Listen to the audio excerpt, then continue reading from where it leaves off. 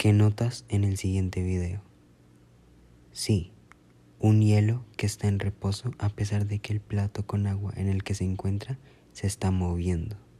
Pero, ¿sabes por qué pasa esto? En este video se puede ver una niña que está yendo sobre un skateboard a una velocidad constante.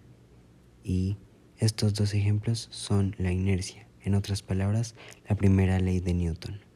Un objeto que está en su estado, por ejemplo, el hielo del anterior video, se mantendrá en reposo a menos que alguna fuerza lo saque de él.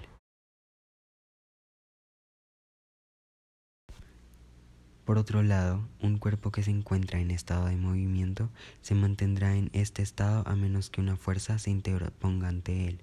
Por esa razón, no hay ninguna fuerza que actúe sobre el cuerpo que se está moviendo a una velocidad constante, como por ejemplo la niña sobre el skateboard.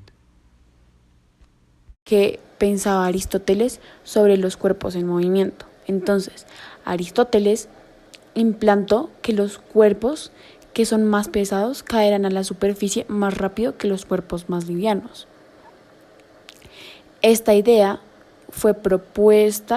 propuesta fue conocida y aceptada hasta el siglo XVI, porque en el siglo XVI Galileo Galilei rechazó esta idea y estableció una nueva. Esta idea pues ya consistía en que cuando la resistencia del aire no está presente, todos los cuerpos caerán a la superficie con una aceleración igual sin importar su peso. Por eso, en este video se refleja esta teoría, ya que podemos dar un ejemplo que en 1971 un astronauta llamado David Scott soltó una pluma y un martillo desde la superficie de la Luna, donde claramente no hay aire. El resultado confirmó la teoría de Galileo Galilei, ya que estos dos cuerpos alcanzaron el suelo al mismo tiempo, lo mismo que pueden ver en este video. Entonces, la conclusión que podemos llegar al ver este video es que la teoría de Galileo Galilei es totalmente cierta. En este video se puede ver reflejada la segunda ley de Newton, ya que como ya sabemos, esta establece que la velocidad de un cuerpo cambiará a causa de una fuerza aplicada sobre este mismo cuerpo. Entonces, acá podemos ver cómo la velocidad de este objeto cambia al ser aplicada una fuerza sobre este. Asimismo, nos podemos dar cuenta que si la fuerza incrementa, la aceleración va a incrementar por el mismo factor. Por ejemplo, si la fuerza se duplica, la aceleración también se va a duplicar. Sin embargo, si la masa incrementa, la aceleración va a disminuir por el mismo factor. Entonces, si la masa se duplica, la aceleración se va a dividir por la mitad.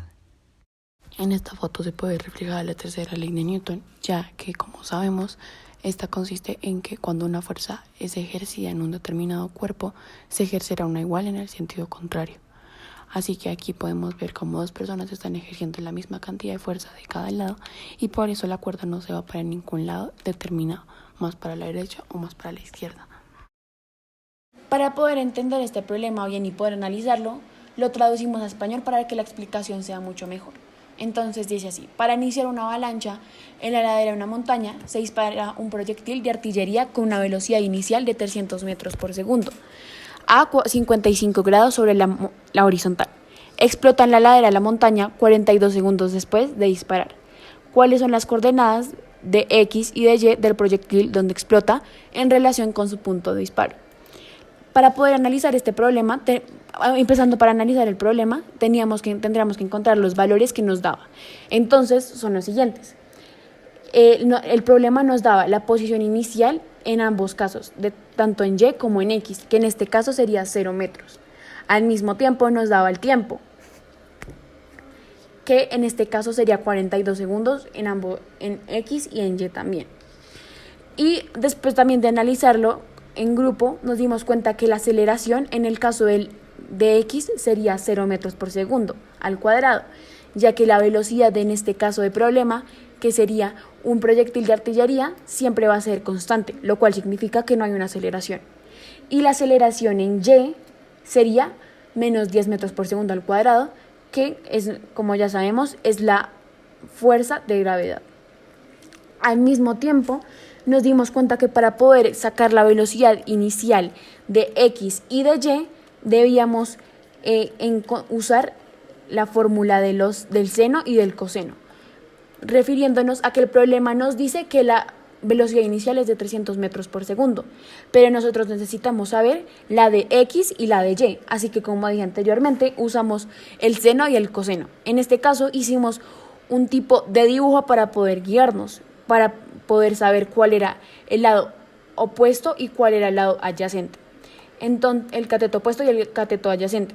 Entonces, en este caso, usamos el seno de 55, que es los 55 grados, por 300, que en este caso sería la hipotenusa. Nos dio 245.74, que en este caso sería la velocidad inicial de Y, que quedaría 245.74 metros. Y para encontrar la velocidad inicial de X, hicimos coseno de 55 por 300, que nos dio 172.07, que en este caso pues sería la velocidad inicial de X. Después de tener esto, empezamos a buscar las fórmulas que nos podrían ayudar a resolver el problema y nos dimos cuenta que pues ya teníamos los datos suficientes para poder encontrar la posición final de X, ya que la posición final es la que nos hacía falta, tanto de X como de Y. Entonces, usamos la fórmula para encontrar X, la posición final, que en este caso es la posición final más la velocidad inicial por el tiempo más 1/2 por la aceleración por el tiempo al cuadrado. Substituimos todos los números que eran y nos quedaría para encontrar la posición final de X 0 más 172.07 por 42 más 1/2 por 0 por 42 al cuadrado, que en este caso nos dio 7226.9. En este caso, esta sería la posición final de X. Después de esto nos dimos cuenta que en los valores de Y nos hacía falta la velocidad final también. Entonces, usamos los datos que teníamos y los sustituimos en la fórmula para encontrar la velocidad final, que nos terminó dando menos 174.26.